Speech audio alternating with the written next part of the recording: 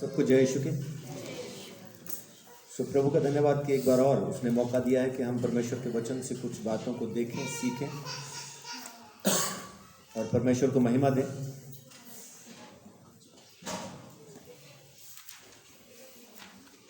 आज जो मैं आपके साथ बात करने वाला हूं वो है परमेश्वर के मंदिर के बारे में। परमेश्वर का मंदिर। आमतौर पे जब हम मंदिर शब्द कहते हैं तो हमारे जहन के अंदर एक तस्वीर आती है जो कि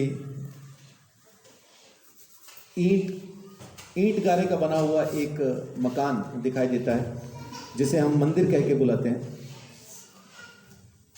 लेकिन असल में परमेश्वर का वचन कुछ और कहता है। परमेश्वर ने अपना घर और अपना मंदिर किसको कहा, एक बार बाइबल से देखते हैं।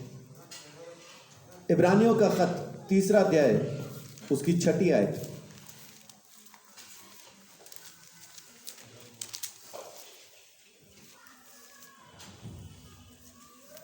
इब्रानियों 3:6। परंतु मसीह पुत्र के समान परमेश्वर के घर का अधिकारी है और उसका घर हम हैं। उसका घर हम हैं वचन कहता है। और साथ ही देखिए 1 कुरिन्थियों 3:16। 1 कुरिन्थियों 3:16।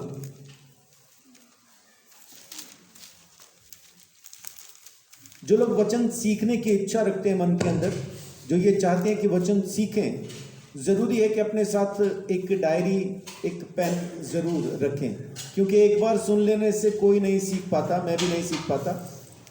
तो लिख लेना अच्छा है ताकि हम दोबारा से उसको रिवाइज कर सकें। ये मन का वहम है कि सुनने से याद रहता है, ये 72 घंटे के अंदर ख़त्म हो जाता है, याददाश्त में रहता नहीं। 1 कुरिन्थियों 3:16। क्या तुम नहीं जानते कि तुम परमेश्वर का मंदिर हो और परमेश्वर का आत्मा तुम में वास करता है। जी हाँ।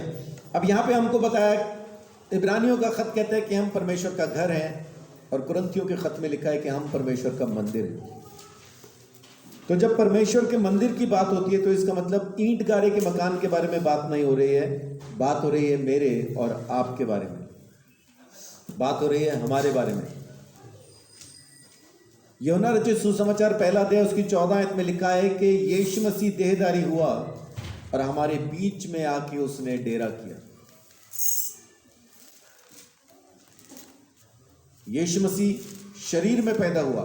वो शब्द, वो वचन जिसके बारे में सभी ये मानते हैं कि शब्द ही परमेश्वर है, और बाइबल कहती है कि वो शब्द देहधारी हुआ, शरीर में पैदा हुआ। आज तक इंसान पैदा हुए हैं जमीन पे, कभी परमेश्वर का वचन पैदा नहीं हुआ था। लेकिन हमें बचाने के लिए खुद खुदा ने अपने कलाम को, अपने वचन को, अपने शब्द को शरीर में पैदा किया। और ये वचन कहता है, यूहन्ना 1:14 कहता है कि यीशु मसीह ने हमारे बीच में आके डेरा किया, हमारे बीच में आके रहा। और फिर यीशु मसीह अपने बारे में क्या कहता है, देखिए 2 अध्याय की 19 आयत को।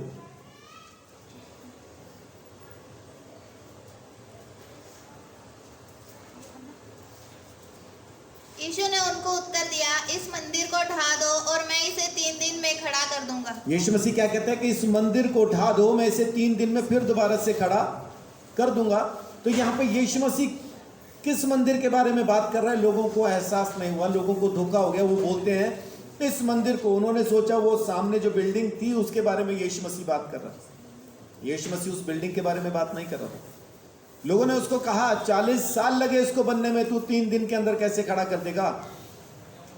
लेकिन यीशु मसीह उस बिल्डिंग की बात नहीं कर रहा था। देखिए 21 आयत में क्या लिखा है, परंतु उसने अपनी देह के मंदिर के विषय में कहा था। परंतु उसने अपनी देह के मंदिर के विषय में कहा था।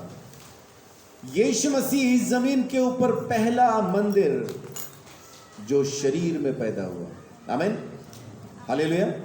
उससे पहले तक शरीर के अंदर मंदिर नहीं था, ईंट गारे का बना हुआ मंदिर ही था जो कि दाऊद ने अपने बेटे सुलेमान के द्वारा बनवाया था। परमेश्वर की उपस्थिति वहीं थी, उसी मंदिर में परमेश्वर लोगों को मिला करता था। लेकिन यीशु मसीह के पैदा होने के बाद अब वो मंदिर ना रहा, ईंट गारे की इमारत रह गया खाली। क्यों? क्योंकि परमेश्वर ने वहां से निकल के अब हमारे अंदर वास करना शुरू किया। हालेलुया। हमें उसने अपना मंदिर बनाया। आज हम परमेश्वर का मंदिर हैं। आज हम परमेश्वर का मंदिर हैं, परमेश्वर के अनुग्रह के अंदर हैं। जमीन पे सबसे पहला मंदिर प्रभु यीशु मसीह, उसके बाद फिर हम सब उसी के नमूने पे, उसी के डिजाइन पे मंदिर बने। जब हम कहें मंदिर तो एक नक्शा समझ में आता है कि नहीं? है ना? जैसे हम कहेंगे मंदिर तो एक नक्शा समझ में आएगा। इसका मतलब है कि जब भी कोई इमारत बनती है तो उसका एक खास किस्म का नक्शा होता है। स्कूल कहेंगे तो स्कूल दिमाग में आएगा, कैसा स्कूल होता है। हॉस्पिटल कहेंगे तो हॉस्पिटल दिमाग में आएगा, कैसा हॉस्पिटल होता है। मस्जिद कहेंगे तो मस्जिद दिमाग में आएगी, गुरुद्वारा कहेंगे तो गुरुद्वारे की इमारत दिमाग में आएगी, चर्च कहेंगे तो चर्च की बिल्डिंग हमारे जहन के अंदर आएगी। मंदिर कहने पे मंदिर जैसा दिखाई देता है। लेकिन जब हम अपने आप को मंदिर कहते हैं कि हम परमेश्वर का मंदिर हैं, क्या हमको कोई मंदिर दिखाई देता है? अगर नहीं देता तो आज से देखना शुरू कीजिए। वो मंदिर है प्रभु यीशु मसीह, जिसके डिजाइन पे बाकी सारे मंदिर बनने। अगर वो डिजाइन आपके अंदर नहीं है तो आप कह नहीं सकते कि आप मंदिर हैं। जैसे आज की तारीख में हम लोग यहाँ पे इकट्ठा होते हैं इस धर्मशाला के अंदर, लेकिन क्या हम इसको चर्च कह के बुला सकते हैं? हम इसे चर्च कह के नहीं बुला सकते। कारण ये कि इसका डिजाइन वैसा नहीं है जैसा चर्च का होना चाहिए।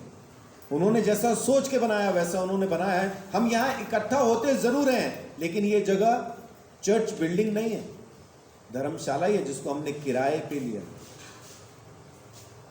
इसी तरह से अगर आप अपने आप को जांचें, अगर आप यीशु मसीह के नमूने पर नहीं हैं, लेकिन आप बाइबल पढ़ते, प्रार्थना करते, यीशु मसीह के कामों को कर रहे हैं, लेकिन डिजाइन यीशु मसीह का नहीं है, तो इसका मतलब किराए का मकान है। अभी परमेश्वर का मंदिर बनना बाकी है। एक ही डिजाइन है जिसके ऊपर चल के, एक ही नक्शा है, एक ही ब्लूप्रिंट है जिसके हिसाब से बाकी मंदिरों का बनना जरूरी है। और वो मंदिर है, वो ब्लूप्रिंट है प्रभु यीशु मसीह नासरी। हमारे लिए एक नमूना, एक नक्शा, एक आदर्श परमेश्वर ने दिया, उसका नाम प्रभु यीशु मसीह है। पहला कुरिन्थियों 2:21 पढ़िए ना, माफ कीजिए, पहला पतरस 2:21 पढ़िए।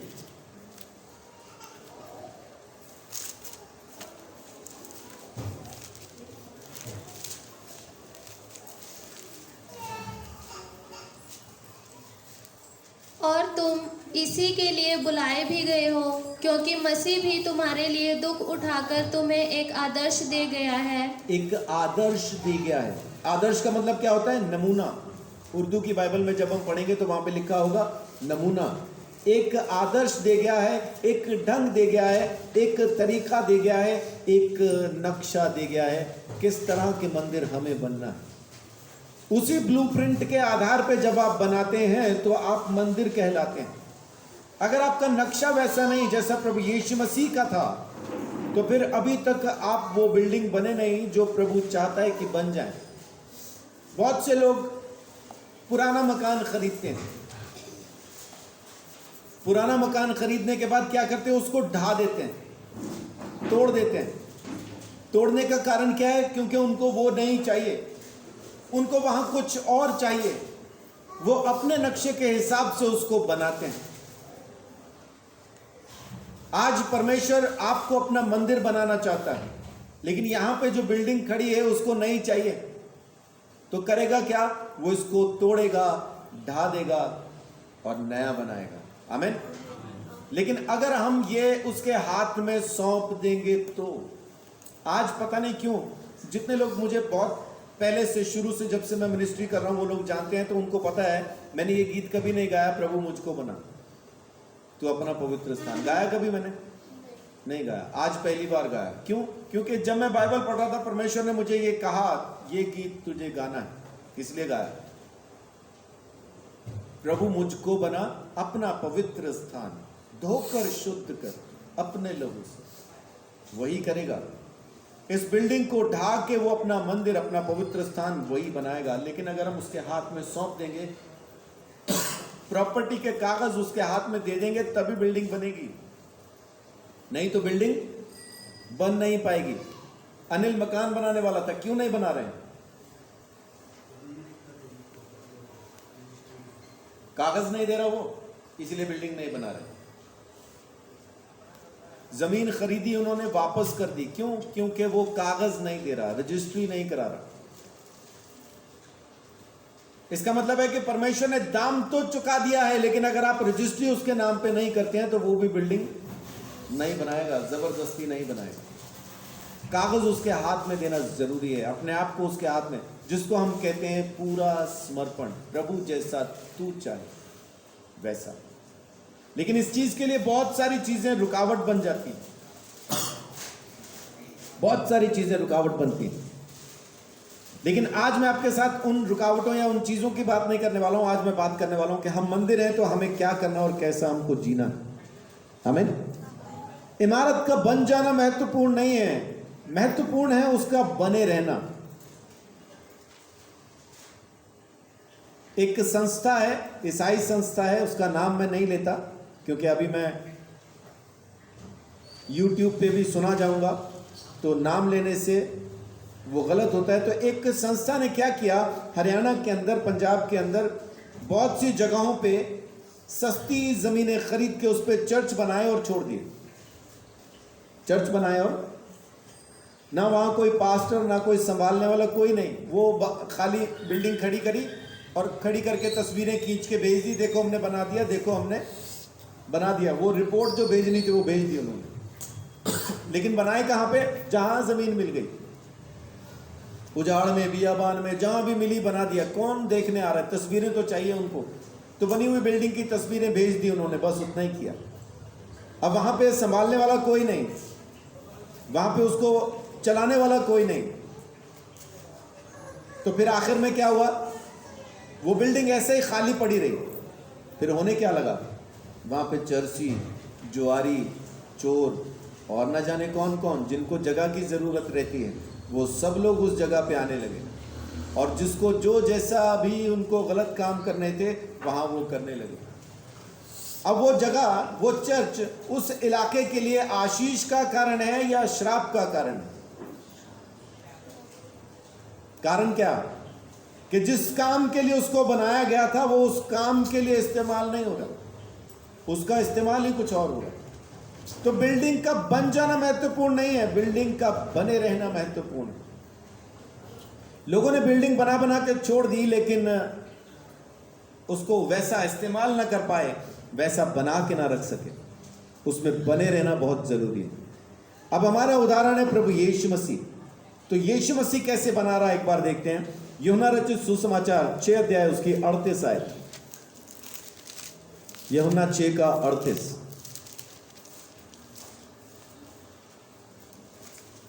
क्योंकि मैं अपनी इच्छा नहीं वरन अपने भेजने वाले की इच्छा पूरी करने के लिए स्वर्ग से उतरा हूँ। आमीन। कहाँ से उतरा हूँ? स्वर्ग से उतरा हूँ। आज तक किसी ने इस बात का दावा नहीं किया कि मैं बाप की मर्जी पूरी करने के लिए स्वर्ग से उतरा हूँ। यीशु मसीह ने सीना ठोक के कहा, मैं बाप की मर्जी पूरी करने के लिए स्वर्ग से उतरा हूँ। तो प्रभु यीशु मसीह कैसे अपने बाप में, उस पिता में बना रहा? उसकी इच्छा को पूरी करके। जरूरी है कि आप भी उसकी इच्छाओं को पूरा करें, अपनी को नहीं। मंदिर का काम अपनी इच्छाओं को पूरा करना नहीं है। मंदिर का काम है परमेश्वर की इच्छा को पूरा करना। जिसने उसको अपना घर बनाया, घर अपनी मर्जी से अपनी इच्छाओं को पूरा नहीं कर सकता, लेकिन जो उसका मालिक है उसकी इच्छाओं को पूरा करना इस घर का फर्ज है। तो हमारा मालिक अगर परमेश्वर है तो अपने को उसकी इच्छाओं को पूरा करना बहुत जरूरी है। 14 का 31 भी पढ़ दीजिए।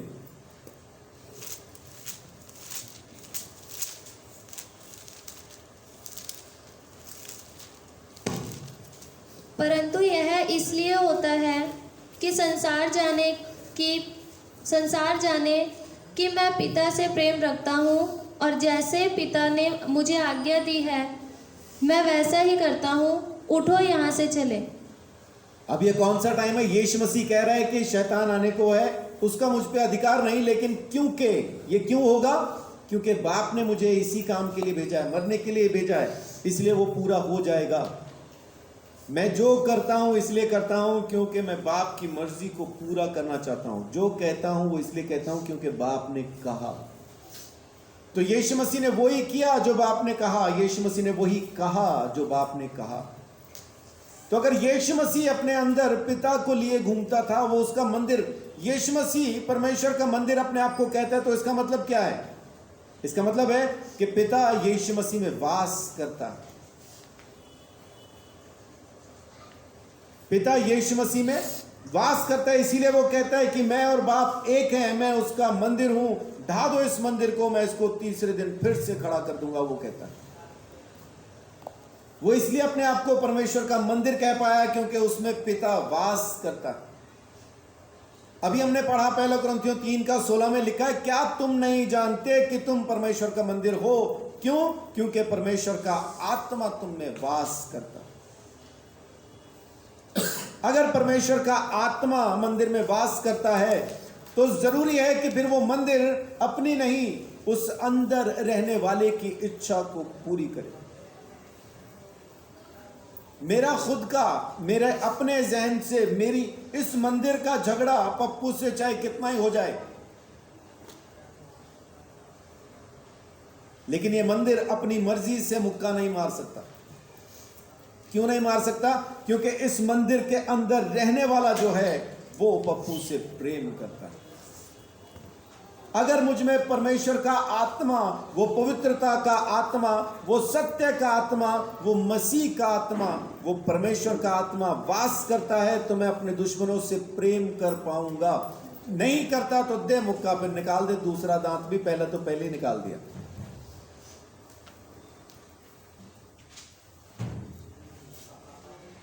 है ना, किसी से झगड़ा हो तो पहले ही बोल देते हैं, मैं तेरे ना 64 के 64 दांत तोड़ दूंगा।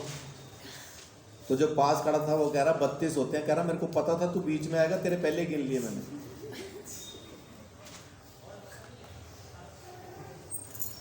अपना तो वही है भाई।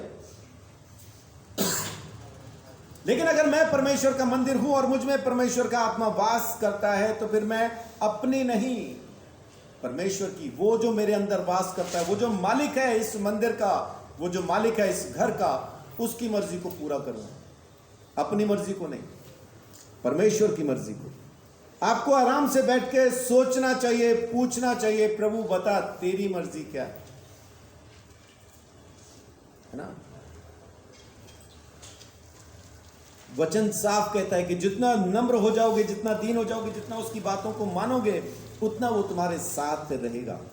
उसकी मानो। यीशु मसीह ने भी कहा मैं उसकी बातों को मानता हूं, इसीलिए उसने कहा मैं उसका मंदिर हूं। तो पहली चीज, इमारत को बनाए रखने के लिए, मंदिर को बनाए रखने के लिए बहुत जरूरी है अपनी इच्छाओं को खत्म करके वो जो मालिक है, वो जो स्वामी है, वो जिसको हम प्रभु कह के पुकारते हैं, उसकी इच्छा को पूरा करना शुरू करें, अपनी नहीं।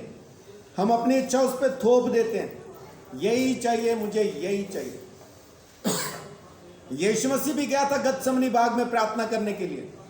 उसने भी कहा प्रभु तू चाहे तो ये प्याला टल सकता है, लेकिन मेरी नहीं, तेरी मर्जी पूरी। और वो कौन सा प्याला था जो यीशु मसीह टाल देना चाहता था? लोग सोचते हैं कि वो सूली पर चढ़ के मरने से डरता था। नहीं, वो सूली पर चढ़ने से सूली पर चढ़कर मरने से नहीं डरता था। उसको उस मौत का जरा सा भी खौफ नहीं था। क्रूस की मौत सहेगा, इसीलिए वो जमीन पे उतर के आया था। यूहन्ना 10 अध्याय में साफ कहता है कि मैं मरने के लिए ही आया हूं, अपना प्राण देने के लिए आया हूं। कोई उसे मुझसे छीनता नहीं, अपनी मर्जी से देता। मुझे इसके देने का भी अधिकार है और वापस लेने का भी अधिकार। वो मौत से नहीं डरता था। तो कौन सा प्याला था जो प्रभु यीशु मसीह चाहता था कि उस समय में टल जाए? वो प्याला केवल एक ही था। यीशु मसीह पूरी मारपीट में कहीं भी नहीं चिल्लाया। उसको कोड़े मारे गए, चिल्लाया नहीं। उसको कांटों का ताज पहना दिया, चिल्लाया नहीं। उसको नंगा करके हाथ पांव में कील ठोक के उसको सूली पे चढ़ा दिया, वो चिल्लाया नहीं। एक ही टाइम पे चिल्लाया, और चिल्ला के उसने सिर्फ एक चीज कही, हे मेरे परमेश्वर, हे मेरे परमेश्वर, तूने मुझे क्यों छोड़ दिया। ये जो परमेश्वर उसको छोड़ देने वाला था ना, ये दूरी उसके सहने से बाहर थी, सह नहीं सकता था। इसके लिए उसने प्रार्थना की कि प्रभु मैं सारा पाप उठाने को तैयार हूं, दंड सहने को तैयार हूं, बस तू मुझे छोड़ न देना। लेकिन बाप ने कहा यह होना जरूरी है, अगर मैं तुझे त्यागूंगा नहीं तो ये जो पहले से त्यागे हुए हैं, ये जो भटकी हुई भेड़े हैं, इनको अपना नहीं पाऊंगा। तुझे त्यागूंगा तभी तो मैं इनको अपना सकता हूं। तो हमें अपना बनाने के लिए उस परमेश्वर ने अपने वचन को, इकलौते बेटे प्रभु यीशु मसीह को त्याग दिया। इसको याद रखिए, तब कहीं जाकर हम उसकी संतान बन पाए, उसका मंदिर बन पाए। अगर यीशु कहता है कि तेरी मर्जी पूरी हो, तो हमारे लिए भी जरूरी है उसकी मर्जी को पूरा करना। मंदिर बने रहना बहुत जरूरी है। बिल्डिंग बन जाना बड़ी बात नहीं, वो तो बड़े चर्च बने पड़े, मैं दिखाऊंगा आपको। वो अंदर जुआरी बैठे होते हैं, स्मैकी बैठे होते हैं, लोगों ने भैंसें बांधी भी हैं, अंदर घुस नहीं सकते क्योंकि ठंड के समय में लोगों के पास वॉशरूम नहीं है घर के अंदर। सुबह सुबह 4 बजे ठंड में खेतों में कौन जाए, वो बना हुआ ना चर्च, उधर ही चलते हैं, आपको वो भी मिलेगा वहां पे।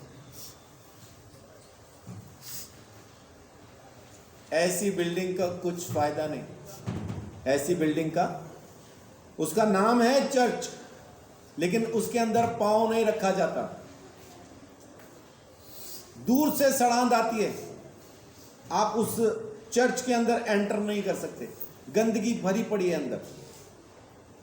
ऐसे चर्च का परमेश्वर के साथ कोई लेन देन नहीं, ऐसे चर्च का परमेश्वर के साथ कोई लेन देन नहीं। हम बना तो दिए गए, हम खरीद तो लिए गए हैं, लेकिन अंदर क्या है एक बार जांच के देखिए, मेरी इच्छा या परमेश्वर की इच्छा। अगर मेरी इच्छा अंदर भरी हुई है फिर तो सड़ांध है अंदर, और अगर परमेश्वर की इच्छा है फिर आप कह सकते हैं कि मैं परमेश्वर का मंदिर हूं। लेकिन अगर आज की तारीख में भी वहां पे सड़ांध है तो दिक्कत नहीं, ऐसी कोई गंदगी नहीं जो पानी से साफ ना हो सके। Hallelujah, hallelujah. मंदिर का साफ रखना भी तो जरूरी है। देखिए इफिसियों 5:26,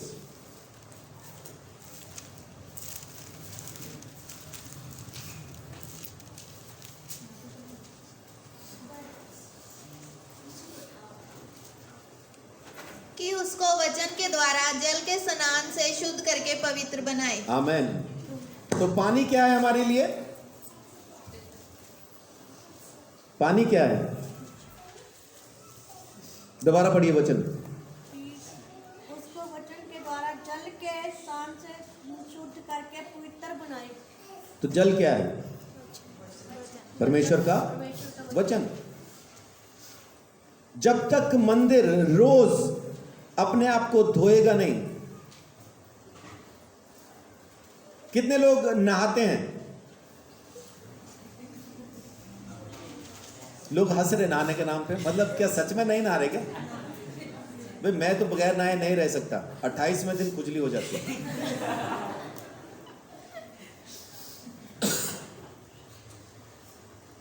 अगर ना नहाए तो क्या होगा? कितने लोगों ने अपने घर में झाड़ू मारा आज, या रोज मारते हैं? अपने घर में रोज झाड़ू मारते हैं, और क्या करते हैं? पोछा लगाते हैं। खाली पानी का लगाते हैं या कुछ डालते हैं उसके अंदर? फिनाइल डालते हैं, है ना। कुछ लोग तो सर्फ भी डाल लेते हैं, हाँ डाल लेते हैं थोड़ा। लाइजॉल फिनाइल का दूसरा नया नाम है लाइजॉल, सुगंधित फिनाइल। क्यों करते हैं ऐसा? साफ रहे। और ना करें साफ तो क्या होगा? हाँ जी, गंद पड़ा रहेगा। और साफ नहीं करेंगे तो गंदगी बढ़ती जाएगी। फिर क्या होगा? घर में कोई आएगा नहीं। और क्या होगा? आप तो रह रहे ना घर में, चलो कोई नहीं आएगा तो आप तो रह रहे हैं, क्या होगा फिर? बदबू आएगी और बीमारियां फैलेंगी।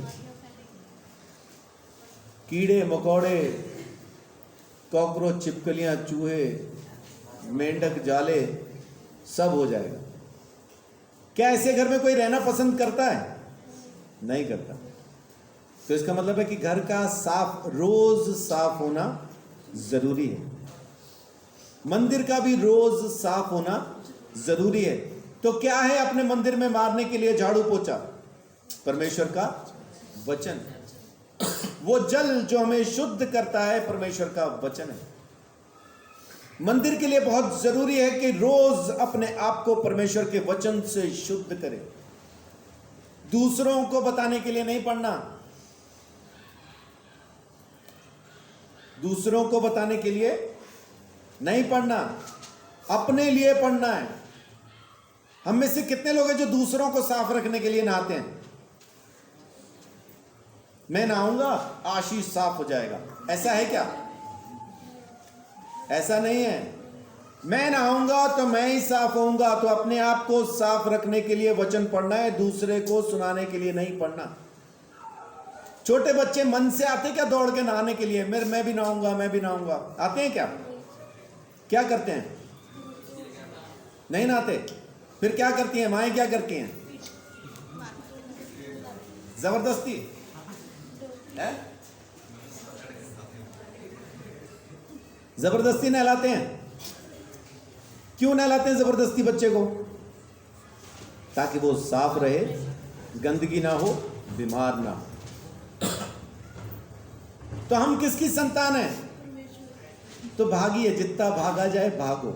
नहीं नहाऊंगा, नहीं नहाऊंगा, मैं नहीं नहाऊंगा, मैं नहीं पढ़ता वचन, भागो भागो। मैं 15 साल भागा हूं, आखिर पकड़ा गया। कितना भी भागोगे वो ढूंढ के पकड़ेगा, रगड़ के नहलाएगा। और जब देर से नहाते ना फिर ज्यादा रगड़ाई होती है ना, फिर ईंट रोड़े भी घसे जाते हैं।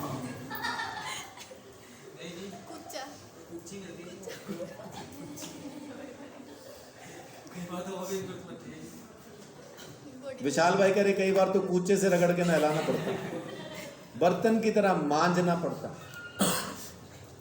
तो रोज नहाएं, परमेश्वर के वचन से रोज शुद्ध हो, जरूरी है मंदिर के लिए। मंदिर के लिए बहुत जरूरी है कि परमेश्वर के वचन से रोज अपने आप को शुद्ध करें। देखिए यीशु क्या कहता है यूहन्ना 15:3 में,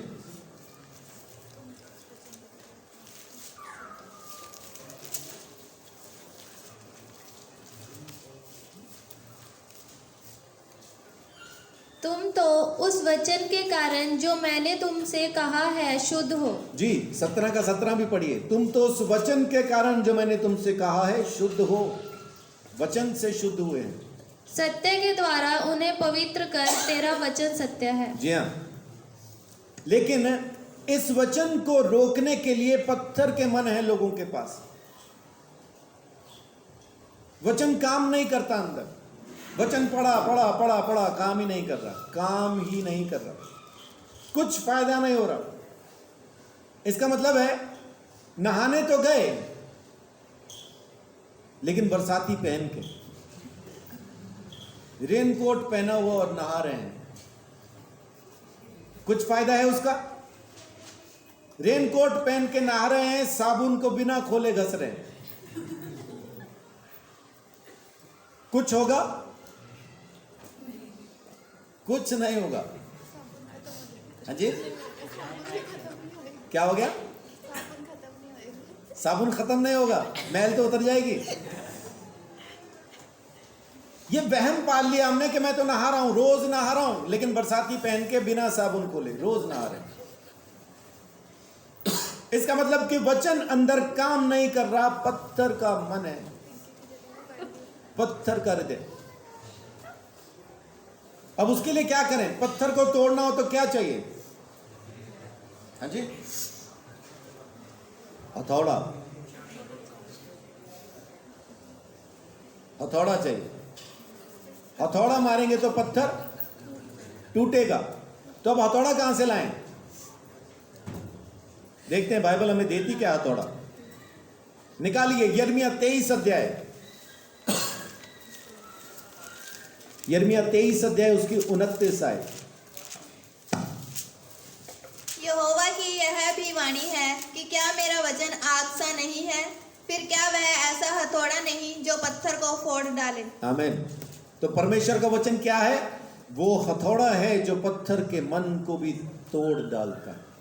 लेकिन जरूरी क्या है कि पत्थर के ऊपर बार बार हथौड़े से मारा जाए। क्या पहली बार मारने से पत्थर टूट जाता है? नहीं टूटता, खाली एक निशान बनता है छोटा सा। पत्थर पे कोई खास फर्क नहीं पड़ता, एक निशान, जहां हथौड़ा लगा वहां सफेद सा एक निशान बन जाता है बस।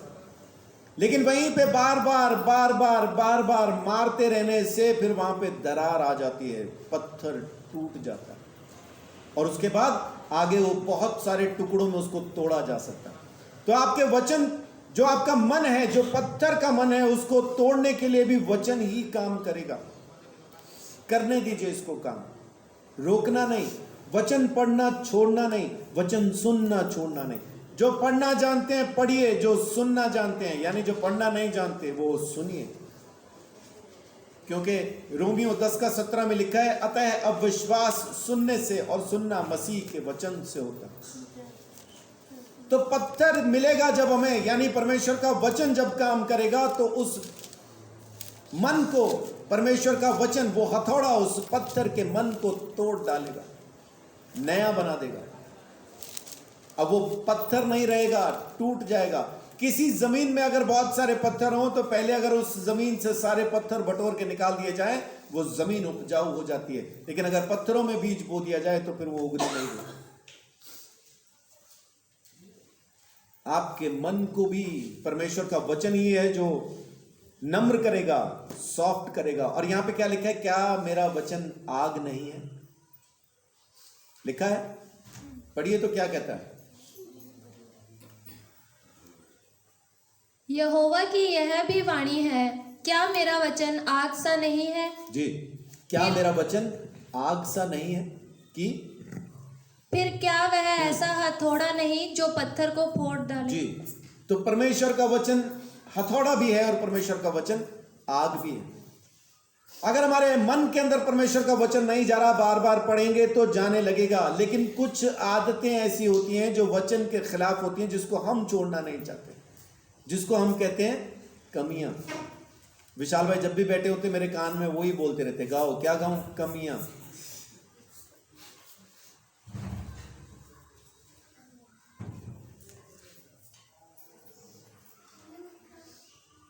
हालांकि गाने के बोल हैं, कमियां हो ना ना ना ना।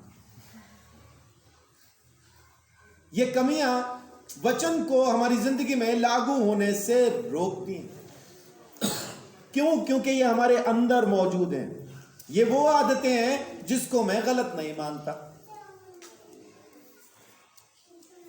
है ना, जिसमें गुस्सा, चुगली, जलन, नफरत, अपने आप को सही साबित करना, ये तमाम बातें आती इसके अंदर।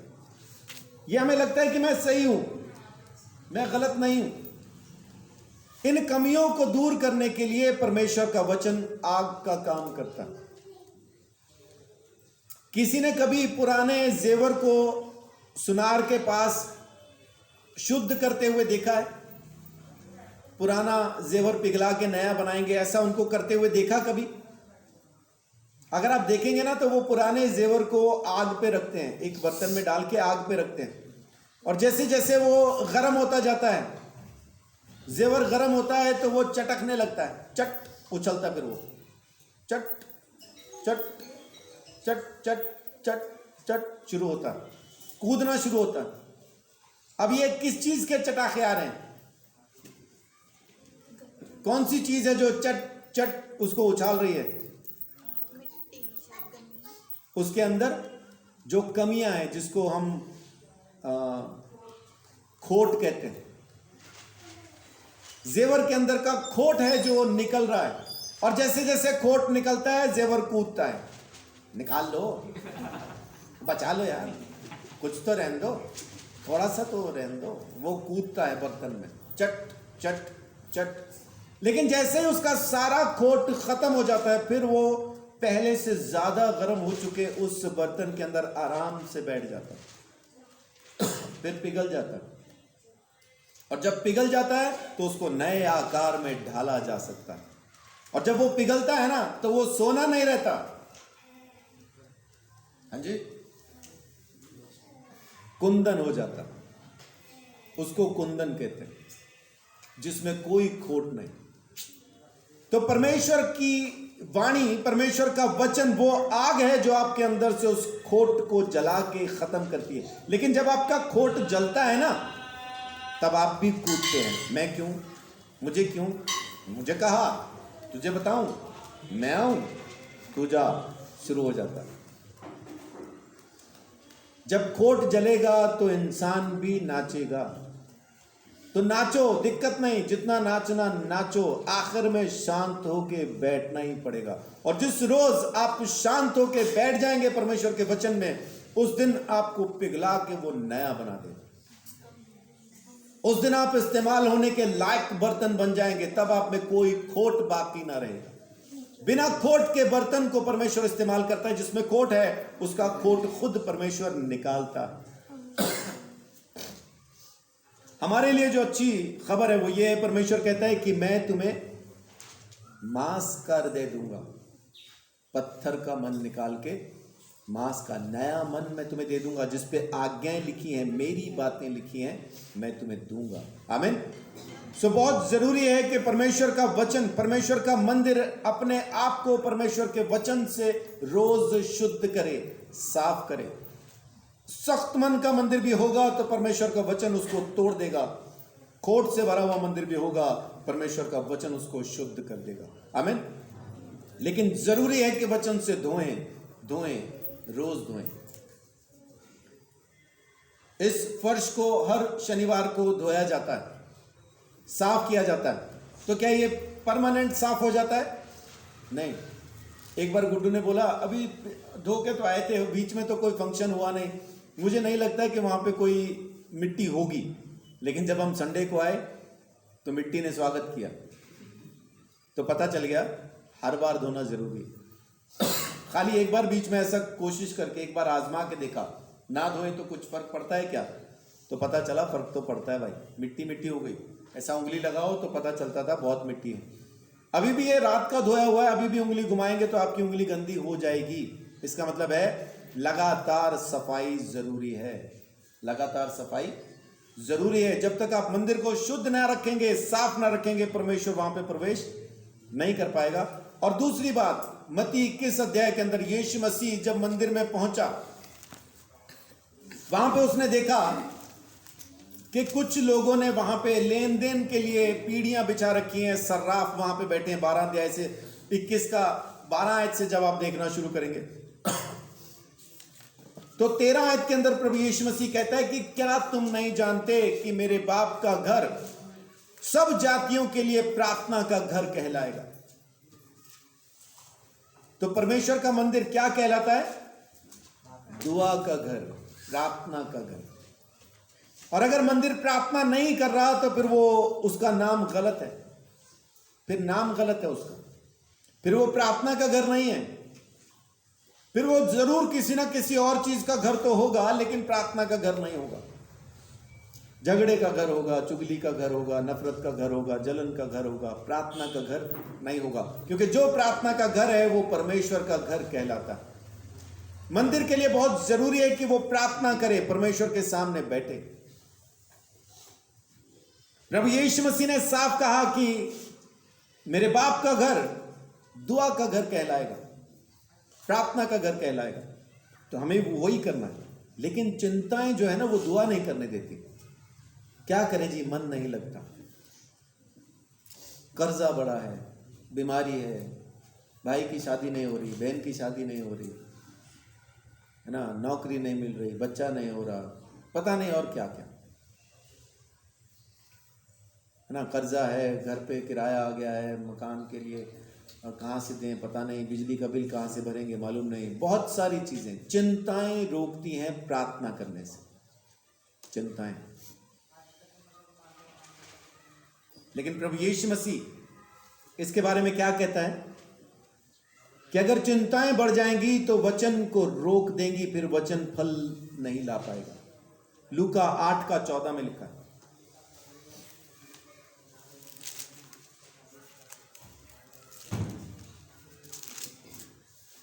देखिए क्या कहता है लूका 8:14। जो झाड़ियों में गिरा, यह वे हैं जो सुनते हैं पर आगे चलकर चिंता और धन और जीवन की सुख विलास में फंस जाते हैं और उनका फल नहीं पकता। उनका फल नहीं पकता। ये कौन सा बीज है जो नहीं पक पाया? परमेश्वर का वचन। परमेश्वर का वचन दुआ का घर है। इसमें परमेश्वर के वचन को आने दीजिए, परमेश्वर के वचन को काम करने दीजिए। आप दुआ कीजिए। यीशु मसीह ने कहा मत्ती 6:25 में, चिंता करके ये ना कहना क्या खाएंगे, क्या पिएंगे, क्या पहनेंगे, क्योंकि बाप तुम्हारी चिंता करता है। 32 में कहता है, 6:32 में कहता है कि स्वर्गीय पिता को पता है कि तुम्हें ये सब चीजें चाहिए, तो टेंशन नहीं लो, वो पूरी करेगा और जरूर पूरी करेगा। तो उस बात की चिंता नहीं करना। आप रोज प्रार्थना कीजिए, रोज प्रार्थना कीजिए। अब वो जो चिंताएं हैं, लेन देन की चिंता, इसकी चिंता, उसकी चिंता, उसके लिए प्रभु यीशु मसीह ने एक काम किया। क्या किया? कोड़ा बनाया। देखिए मत्ती 21 अध्याय में, वापस 21:12 में, कोड़ा बनाया, सर्राफों की पीढ़ियों को पलट दिया और उनको डाकू कह के वहां से मार मार के निकाल दिया। है ना? क्या कहता है 21:12? यीशु ने परमेश्वर के मंदिर में जाकर उन सबको जो मंदिर में लेन देन कर रहे थे निकाल दिया और सर्राफों के पीड़े और कबूतर बेचने वालों की चौकियां उलट दी। परमेश्वर का वचन क्या लिखा है? परमेश्वर के मंदिर में यीशु गया और जाके वहां से सबको मार मार के निकाल दिया। तो परमेश्वर का मंदिर कौन है? मुझे बताइए एक बार, परमेश्वर का मंदिर कौन है? हाथ खड़ा करके बताएं, परमेश्वर का मंदिर कौन है? आप हैं, मैं हूं। तो अगर हमारे अंदर भी ये लेन देन, ये चिंताएं चल रही हैं, तो क्या होगा?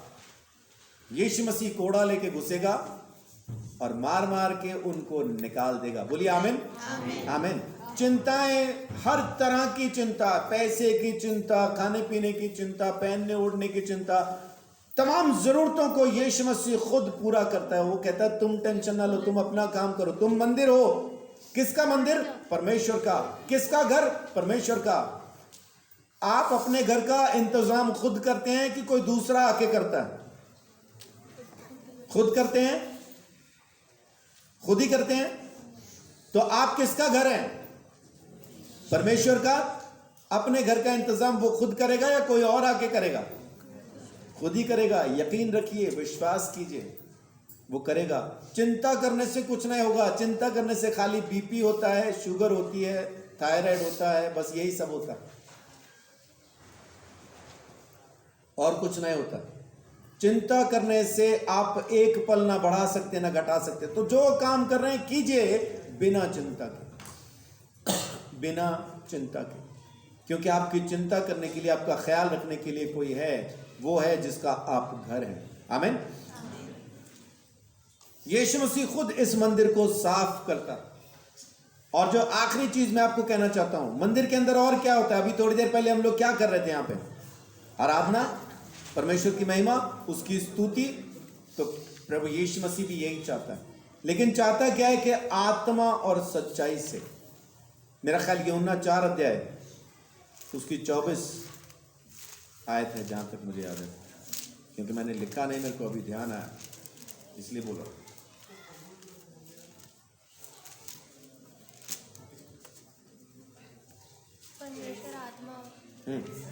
परमेश्वर 23 और 24 पढ़िए। परंतु वह समय आता है, वरन अब भी है, जिसमें सच्चे भक्त पिता की आराधना आत्मा और सच्चाई से करेंगे, क्योंकि पिता अपने लिए ऐसे ही आराधकों को ढूंढता है। परमेश्वर आत्मा है और अवश्य है कि उसकी आराधना करने वाले आत्मा और सच्चाई से आराधना करें। आमीन। तो परमेश्वर के घर के अंदर, उसके मंदिर के अंदर एक काम और जरूरी है, वो है आराधना। लेकिन होनी कैसे है? अच्छे सुर और अच्छी ताल से, है ना? हाँ, अच्छा, हाँ, अच्छी आवाज के साथ नहीं, बढ़िया बढ़िया कपड़े पहन के, बढ़िया साज के, हाँ, अच्छा साउंड सिस्टम के साथ। फिर कैसे? इसमें से कुछ नहीं चाहिए, नहीं चाहिए। खाली क्या चाहिए? परमेश्वर का आत्मा और वचन की सच्चाई, बस इतना ही काफी। परमेश्वर की आत्मा और सच्चाई से आराधना करना है। मैं करूंगा तो आग लगा दूंगा, वैसा नहीं है ना। आग लगा देंगे, वैसा नहीं है, वैसा नहीं। परमेश्वर की आत्मा और सच्चाई के साथ बस आपको आराधना करनी है और परमेश्वर आपकी जिंदगी में लगातार काम करेगा। आमीन। तो मंदिर के लिए क्या क्या, कि मंदिर की इमारत का बनना जरूरी नहीं, उसका बने रहना जरूरी है। बने रहने के लिए उसकी इच्छा को पूरा कीजिए। दूसरा, साफ, जो मंदिर है उसको साफ सुथरा रहना, साफ होना, रोज साफ होना जरूरी है। कैसे? परमेश्वर के वचन से। अगर वचन को चीजें रोकती हैं तो दिक्कत नहीं। पत्थर के मन को परमेश्वर का वचन तोड़ देगा, आपके खोट को परमेश्वर का वचन निकाल देगा। तैयार होने के बाद कितने लोग हैं जो आईना नहीं देखते?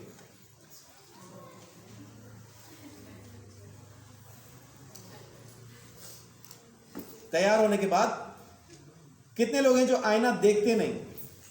मैं कैसा दिखता, कौन नहीं देखता? बताइए, कौन लोग नहीं देखते?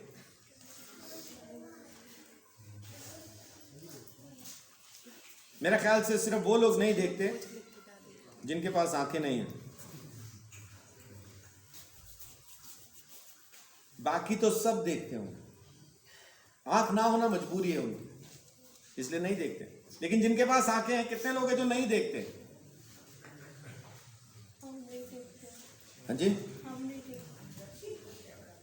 पहला ना झूठ बोलने वाले उत्थे मर जाते थे, उन तक उतार भी नहीं होता।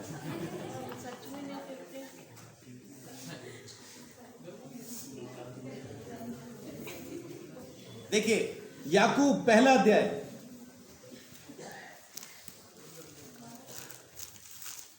उसकी 22 और 23 आयत।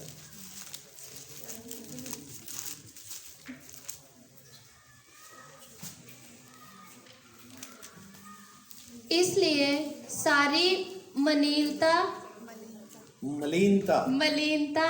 और बैर भाव की बढ़ती को दूर करके उस वचन को नहीं, ये नहीं है। परंतु वचन पर चलने वाले। हाँ, 22-23। परंतु वचन पर चलने वाले बनो, और केवल सुनने वाले ही नहीं जो अपने आप को धोखा देते हैं। जी, आगे। क्योंकि जो कोई वचन को सुनने वाला हो और उस पर चलने वाला ना हो तो वह मनुष्य के समान है, उस मनुष्य के समान है जो अपना स्वाभाविक मुंह दर्पण में देखता है। जी, इसका मतलब वचन हमारे लिए आईने का काम करता है। अगर आपको देखना है, अगर आपको जांचना है, अपने आप को पहचानना है कि आप कैसे हैं, आज की तारीख में आप परमेश्वर में किस तरह से चल रहे हैं, तो आपको जमाने का सर्टिफिकेट नहीं चाहिए। आपको लोगों की एप्रिसिएशन या लोगों से एक वो नहीं चाहिए, आप बहुत अच्छा प्रभु में चल रहे हैं, लोगों से नहीं चाहिए। कहां से मिलेगा आपको यह सर्टिफिकेट? ये सर्टिफिकेट आपको परमेश्वर के वचन से मिलता है। परमेश्वर का वचन आपको बताता है कि आप परमेश्वर की नजर में कैसा दिखाई दे रहे हैं। तो हमारे लिए आईने का काम करता है परमेश्वर का वचन। अपने आप को रोज तैयार होने के बाद रोज देखें आप कैसे दिखाई दे रहे हैं। और तैयार कब होते हैं आप? सुबह सुबह। परमेश्वर के मंदिर के लिए सिस्टम अलग है। अपना मंदिर कब तैयार होता है? जहां पे हम आराधना करते हैं, ये कब तैयार होता है? एक दिन पहले या रात को, शाम को तैयार होता है। तो परमेश्वर का मंदिर कब तैयार होता है? रात को। किस लिए? ताकि अगले दिन आराधना की जा सके। तो आप अपने आप को वचन से कब जांचेंगे?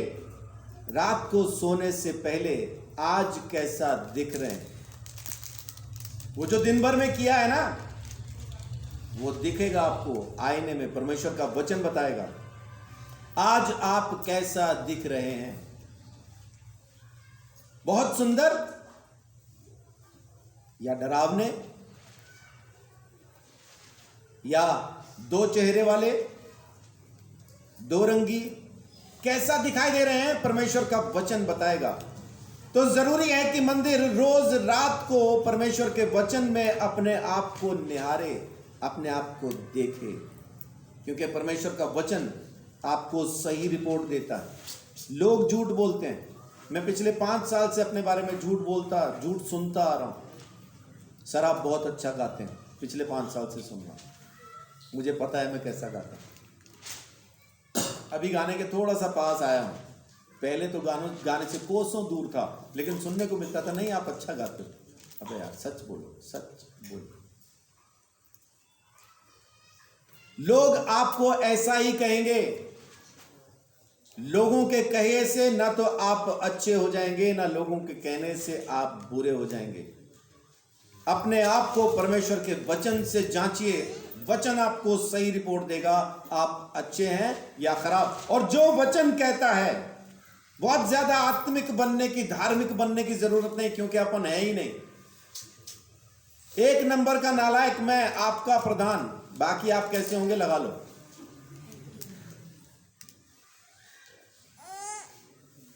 हम में से कोई धर्मी नहीं, एक भी नहीं। परमेश्वर का वचन कहता है तो धर्मी बन के दिखाने की भी जरूरत नहीं, बनने की कोशिश कीजिए, बस उतना काफी। तो ये 4 चीजें आज मैं आपके साथ शेयर करता हूं।